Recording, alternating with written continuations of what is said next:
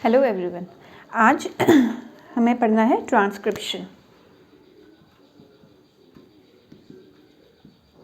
Transcription क्या होता है? इससे पहले हमने पढ़ा था रेप्लिकेशन। रेप्लिकेशन में क्या था? डीएनए से डीएनए की कॉपी बनी थी। अब है ट्रांसक्रिप्शन। ट्रांसक्रिप्शन क्या है? आरएनए से डीएनए टेम्पलेट से आरएनए का बनना, यानी process of formation of RNA molecule और RNA from DNA template. Okay, तो जो जेनेटिक मैसेज है वो डीएनए में कोडेड है और वो फिर क्या होगा? आरएनए मॉलिक्यूल को ट्रांसफ़र होगा। तो इसी प्रोसेस को हम ट्रांसक्रिप्शन बोलते हैं। इसमें भी जैसे डीएनए का हमने रेप्लिकेशन पढ़ा था, तो हमने पढ़ा था उसमें दो चीज़ हुई थी। एक तो डीएनए की अनवाइंडिंग हुई थी, यानी जो double helical structure of DNA था वो खुला था। ऐसा नहीं है कि पूरा एक ही बार में खुला, एट अ वन टाइम खुला, थोड़ा थोड़ा करके वो खुला और डीएनए का रेप्लिकेशन हुआ। तो इसमें भी यही होगा। एक तो अनवाइंडिंग ऑफ डीएनए होगा और दूसरा कि ये स्पेसिफिक पॉइंट से स्टार्ट होगा, जस्ट लाइक रेप्लिकेशन। अब आपको पता है कि डीएनए तो डबल स्ट्रैंडेड है, लेकिन आरएनए क्या होता है? सिंगल स्ट्रैंडेड होता है। तो यानी डीएनए का सिर्फ एक ही स्ट्रैंड काफ़ी है आरएनए बनाने के लिए। तो वो स्ट्रैंड जो आरएनए बनाने के फॉर्मेशन में इन्वॉल्व होगा, ओके, यानी जो आरएनए को ट्रांसक्राइब करेगा, उसे हम बोलेंगे मास्टर या सेंस स्ट्रैंड। ये डीएनए का वो स्ट्रैंड होगा जो आरएनए को ट्रांसक्राइब करेगा, ठीक है। जबकि जो उसका कॉम्प्लीमेंट्री स्ट्रैंड होगा डीएनए का, जो कि इस प्रोसेस में इन्वॉल्व नहीं होगा, उसको हम बोलते हैं मिस सेंस स्ट्रैंड, क्योंकि उसका कोई सेंस नहीं है अभी ये। अच्छा, एंजाइम कौन सा सबसे इम्पॉर्टेंट इसमें इन्वॉल्व है? वो है आरएनए पॉलीमरेज। हम देखेंगे इसका रोल क्या है। RNA polymerase. पॉलीमरेज का मतलब क्या? पॉलीमराइजेशन करेगा, यानी आरएनए के जो मोनोमर्स होंगे उनको जोड़ेगा। और ASE, ये तो सारे एंजाइम्स के पीछे ASE ही होता है करेक्ट। अब जो यूकैरियोट्स होते हैं उसमें 3 अलग अलग टाइप के पॉलीमरेज होते हैं आरएनए पॉलीमरेज 1, आरएनए पॉलीमरेज 2 और आरएनए पॉलीमरेज 3। जो आरएनए पॉलीमरेज 1 होता है, ये आरआरएनए के उसमें हेल्प करता है ट्रांसक्रिप्शन में। और जो ये होता है, ये करेगा आपका mRNA में, और 3 वाला करता है tRNA में, ठीक है। तो ये अलग अलग 3 पॉलीमरेज हैं जो कि यूकैरियोट्स में मिलते हैं। 1, 2 एंड 3 आरएनए पॉलीमरेजेज हैं ये। फर्स्ट वाला आरआरएनए, दूसरा वाला mRNA और तीसरा वाला tRNA के ट्रांसक्रिप्शन में हेल्प करेगा।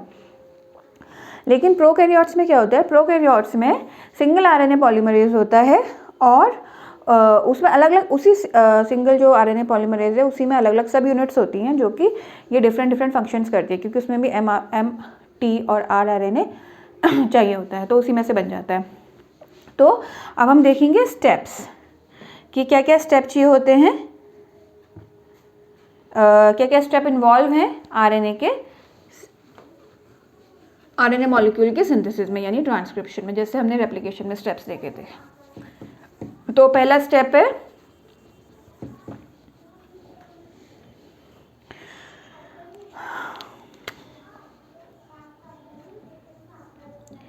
Binding of RNA polymerase to DNA.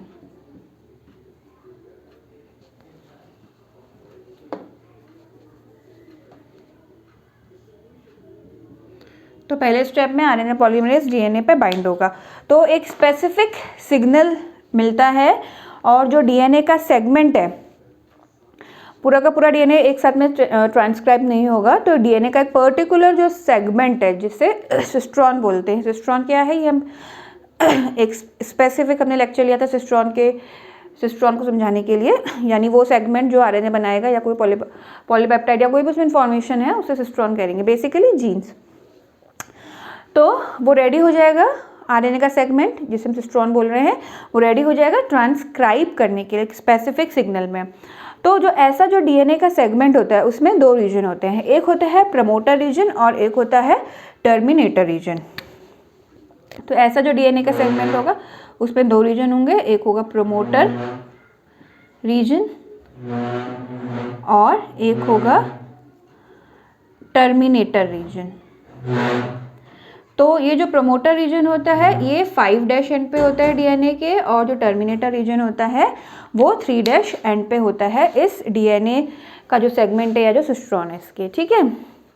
तो जो आरएनए पॉलीमरेज है वो जाके प्रमोटर रीजन में बाइंड हो जाएगा और वहाँ पर क्या करेगा, अनवाइंडिंग करेगा, लोकल अनवाइंडिंग करेगा, और जो डीएनए का जो ड्यूप्लेक्स है वो स्प्लिट होगा दो स्ट्रैंड्स में, यानी दो स्ट्रैंड्स में स्प्लिट होगा, और जो इन्वॉल्व होगा डीएनए का टेम्पलेट ट्रांसक्रिप्शन में वो हो जाएगा आपका सेंस स्ट्रैंड या मास्टर स्ट्रैंड, ठीक है। तो जो डीएनए के ट्रांसक्रिप्शन में एज अ टेम्पलेट यूज होगा। दूसरा है बेस पेयरिंग। दूसरा स्टेप है बेस पेयरिंग। बेस पेयरिंग में क्या होता है कि जो राइबो न्यूक्लियोटाइड्स ट्राइफॉस्फेट्स हैं, क्या राइबो ये क्या है, मोनोमर से आरएनए बनाने के लिए राइबो न्यूक्लियोसाइड्स ट्राइफॉस्फेट्स क्या क्या हो सकते हैं, एटीपी, जीटीपी, और क्योंकि आरएनए की बात कर रही है, बात हम कर रहे हैं, तो टी ना होके क्या हो जाएगा, यूरेसिल होगा थायमिन की जगह, सीटीपी। तो ये चार जो मोनोमर्स हैं, एटीपी, जीटीपी, यूटीपी और सीटीपी, ये राइबोन्यूक्लियोसाइड्स ट्राइफॉस्फेट, ये चार जो ट्राइफॉस्फेट्स है ये न्यूक्लियोप्लाज्म में प्रेजेंट होते हैं और आरएनए के सिंथेसिस के लिए एज अ रॉ मटेरियल ये यूज होते हैं। तो ये जो राइबोन्यूक्लियोसाइड ट्राइफॉस्फेट्स हैं, ये जो डीएनए का टेम्पलेट होगा, सपोज ये डीएनए का टेम्पलेट है, तो डीएनए के टेम्पलेट में क्या होगा, और टी, ठीक है, डीएनए के टेम्पलेट में ये होगा। इसी के अगेंस्ट ये आ जाएंगे अपनी अपनी पोजीशंस पे। अगर ए है तो उसकी जगह क्या आएगा, यू, अगर जी है तो सी, सी है तो जी, और टी है तो ए, ठीक है। ये राइबोन्यूक्लियोसाइड्स ट्राइफॉस्फेट्स जो हैं अपने अपने पोजीशन पे ये आ जाएंगे, अपने अपने नाइट्रोजन बेस के कॉम्प्लीमेंट्री पेयर बनाते हुए। तो क्या होता है, अभी ये ट्राइफॉस्फेट्स है, यानी इसमें दो फॉस्फेट ग्रुप है वो एक्स्ट्रा हैं क्योंकि हमने पढ़ा था कि डीएनए और आरएनए में क्या है, मोनोफॉस्फेट्स होते हैं, एक ही फॉस्फेट ग्रुप होता है। तो जो ये दो एक्स्ट्रा फॉस्फेट ग्रुप हैं ये पायरोफॉस्फेटेजेस जो एंजाइम है इसकी हेल्प से ये दो फॉस्फेट ग्रुप अलग हो जाएंगे। फॉस्फेट ग्रुप अलग होंगे तो ऑफकोर्स इन जो फॉस्फेट ग्रुप्स होते हैं उसमें बहुत सारी एनर्जी होती है, वो एनर्जी रिलीज होगी, लेकिन वो एनर्जी किस क्या काम आएगी, बॉन्ड बनाने के काम आएगी ऑफकोर्स। अच्छा, लेकिन जो पहला राइबोन्यूक्लियोटाइड ट्राइफॉस्फेट होगा जहाँ से आरएनए का बिगिनिंग होगी, ठीक है, यानी प्रमोटर रीजन जहाँ से स्टार्ट होगा ट्रांसक्रिप्शन, वहाँ पर जो पहला राइबोन्यूक्लियोसाइड ट्राइफॉस्फेट है वो एज सच रहेगा, वो अपने तीनों फॉस्फेट ग्रुप रखे रहेगा, और उसके बाद के जो ट्राइफॉस्फेट्स राइबोन्यूक्लियोसाइड ट्राइफॉस्फेट्स होंगे वो अपने एक्स्ट्रा दो फॉस्फेट ग्रुप हैं वो अलग कर देंगे, लेकिन पहला वाला जो है वो रखे रहेगा। अब तीसरा है फॉर्मेशन ऑफ आरएनए चेन।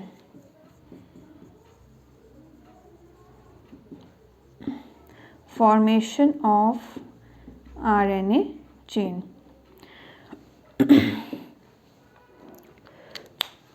अब यहाँ पर हमारा एंजाइम जो हम बात कर रहे थे आरएनए पॉलीमरेज, उसका काम है,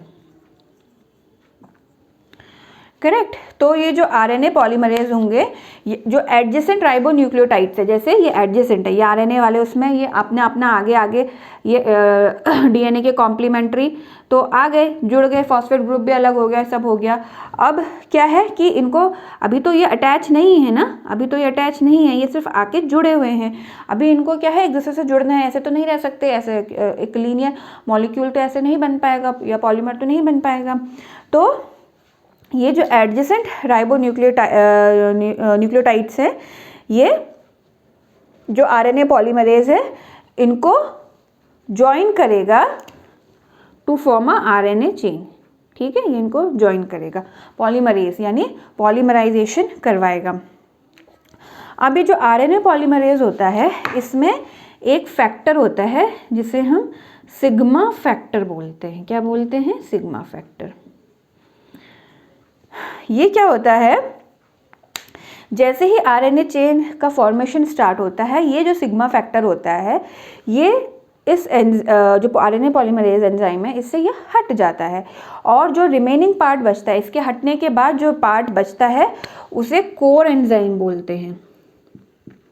जब आरएनए पॉलीमरेज से सिग्मा फैक्टर हट जाएगा तो जो बचा हुआ आरएनए पॉलीमरेज है उसे कोर एंजाइम बोलेंगे, और वो डीएनए के टेम्पलेट जैसे जैसे अनवाइंड होते जाएगा, खुलता जाएगा, ये भी आगे आगे बढ़ता जाएगा, और आरएनए की चेन भी इस तरीके से बेस पे आते रहेंगे, आरएनए पॉलीमरेज उनको ऐड करता रहेगा, और आरएनए की चेन इलोंगेट होती जाएगी, बढ़ती जाएगी। अब जब ये जो कोर एंजाइम है, मैंने क्या बताया था कि दो रीजन है, जो वो सिस्ट्रॉन है, जो एज ए टेम्पलेट काम कर रहा है, उसमें प्रोमोटर रीजन, टर्मिनेटर। तो प्रोमोटर से ये स्टार्ट हो चुका है, प्रोमोटर से ये प्रोसेस स्टार्ट हो चुकी है।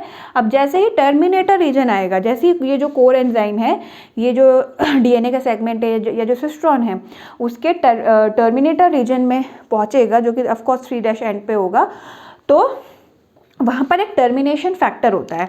उस टर्मिनेशन फैक्टर को बोलते हैं रो फैक्टर, ठीक है। तो जैसे ही ये वहाँ पर पहुँचा, तो ये जो टर्मिनेशन फैक्टर है वो उसको पहचान लेगा, और वहाँ पर क्या हो जाएगा, चेन का टर्मिनेशन हो जाएगा, यानी चेन रुक जाएगी बढ़ना, और आपको एक स्ट्रैंड मिल जाएगा। तो लास्ट वाला इसका प्रोसेस क्या होगा, चेन सेपरेशन एंड प्रोसेसिंग। क्या हुआ, तो फुल्ली फॉर्म जब, क्योंकि रो फैक्टर जो कि टर्मिनेशन फैक्टर है, वो टर्मिनेटर रीजन में प्रेजेंट है, वहाँ पर कोर एंजाइम पहुँचा, चेन रुकी, चेन का टर्मिनेशन हुआ, आरएनए की चेन पूरी बन गई। तो आरएनए की जो चेन बनी या जो आरएनए का मॉलिक्यूल बना, वो क्या हो जाएगा, रिलीज हो जाएगा, fully formed RNA chain release हो जाएगी एज प्राइमरी ट्रांसक्रिप्ट।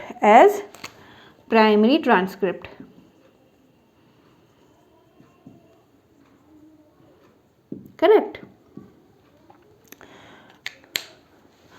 अब जो एक जीन या जो एक सिस्ट्रॉन है, वो बहुत सारे आरएनए मॉलिक्यूल वो बना पाएगा, क्योंकि उसका काम कैसे, ट्रांसक्रिप्शन करना। जैसे एक बना, हट गया, ठीक है, ये बना, अब वही अगर सिस्ट्रॉन दोबारा से अनवाइंड होगा तो दूसरा आरएनए का मॉलिक्यूल वो बना देगा। तो वन आफ्टर दी अदर उसी पर्टिकुलर जो डीएनए का टेम्पलेट है, या वो जीन या जो वो सिस्ट्रॉन है, सेगमेंट है, उससे सेवरल आरएनए के मॉलिक्यूल्स बन सकते हैं। और जब बन जाएंगे तो क्या होगा, जो डीएनए का जो टेम्पलेट है, जो अनवाइंड हुआ था आरएनए बनाने के लिए, अब वो फिर से अपने कॉम्प्लीमेंट्री स्ट्रैंड से वो हाइड्रोजन बॉन्ड कर लेगा, और फिर से वो डबल हेलिक्स या डीएनए डुप्लेक्स जो हमारा है रीस्टोर हो जाएगा। ओके। अब जो यूकैरियोट्स होते हैं, उसमें जो ये आरएनए सिंथेसाइज होता है, उसमें कुछ एडिशनल सेगमेंट्स भी होते हैं जो कि उसकी फंक्शनिंग के लिए रिक्वायर्ड नहीं है, बस वो एडिशनल है, उसमें प्रेजेंट होते हैं। तो ऐसे आरएनए को हम बोलते हैं जीनस न्यूक्लियर RNA। तो आपसे पूछ सकते हैं कि हेट्रोजीनियस या HNRNA क्या होता है।